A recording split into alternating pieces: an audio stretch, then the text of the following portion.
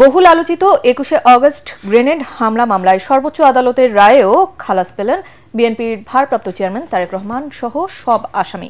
রাষ্ট্রপক্ষের আপিল খারিজ করে হাইকোর্টের দেয়া খালাসের রায় বহাল রেখেছে প্রধান বিচারপতির নেতৃত্বে ৬ বিচারপতির আপিল বেঞ্চ। রায়ের পর্যবেক্ষণে হাইকোর্টের দেয়া পুনর্তদন্তের আদেশ বাতিল করে দিয়েছে সর্বোচ্চ আদালত। আইনজীবীরা জানান, মামলা প্রমাণ না হওয়ায় আপিল না করেও এই রায়ের সুবিধা পাবেন তারেক রহমান এবং তার বিরুদ্ধে আর কোনো মামলা নেই।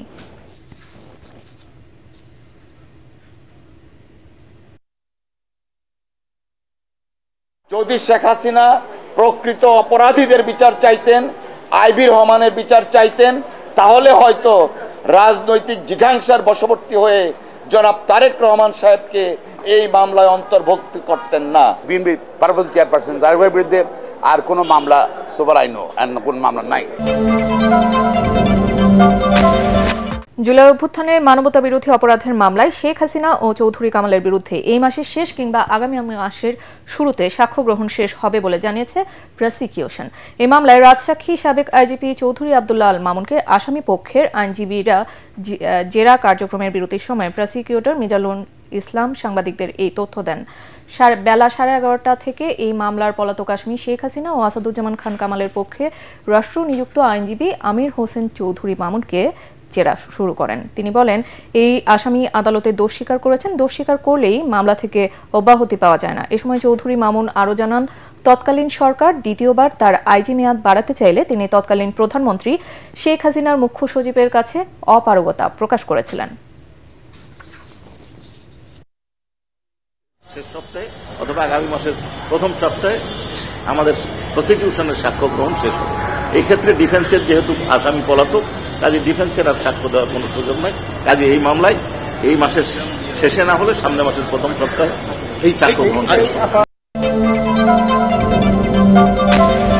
গণমাধ্যমের সাথে নির্বাচন কমিশনের দীর্ঘদিনের আস্থার সংকট রয়েছে বলে মনে করেন নির্বাচন কমিশনার আনোয়ারুল ইসলাম সরকার। সাংবাদিকদের সাথে মত বিনিময়ে তিনি বলেন, স্বচ্ছ নির্বাচন আয়োজনে আস্থার সংকট দূর করা জরুরি। এই জন্য গণমাধ্যমের সহযোগিতা চায় নির্বাচন কমিশন।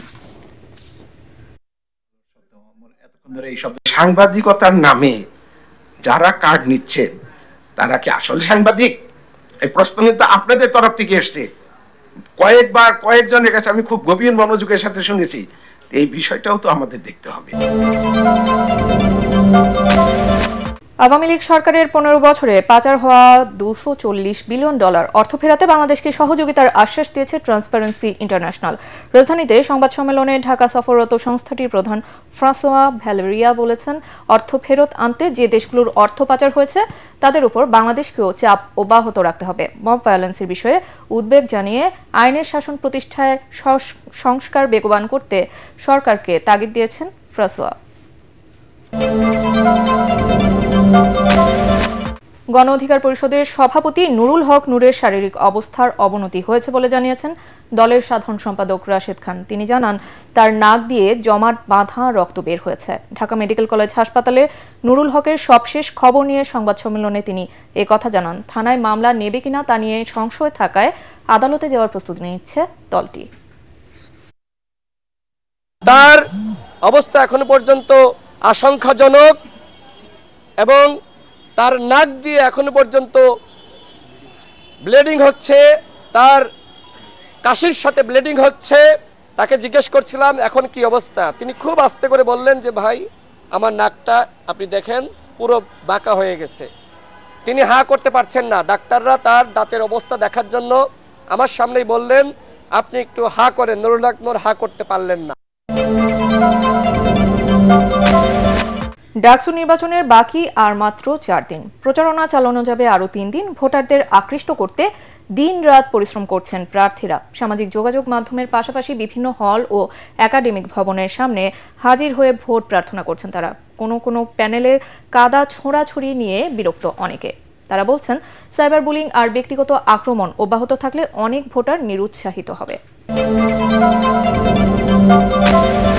রাজশাহী বিশ্ববিদ্যালয়ে কেন্দ্রীয় ছাত্র সংসদ, রাকসু হল সংসদ ও সিনেট ছাত্র প্রতিনিধি নির্বাচনে মনোনয়নপত্র দাখিল শুরু হয়েছে, চলবে আজ ও রোববার। গতকাল মনোনয়ন বিতরণের শেষ দিনে মনোনয়ন তুলেছেন 1233 শিক্ষার্থী। এর মধ্যে রাবির 17টি হল সংসদে 754 জন, রাকসুদে 395 ও সিনেটে ছাত্র প্রতিনিধি পদে 84 জন মনোনয়ন তোলেন। জাতীয়তাবাদী ছাত্রদল, ছাত্র শিবির সহ কয়েকটি অরাজনৈতিক সংগঠন মনোনয়নপত্র তুলেছে।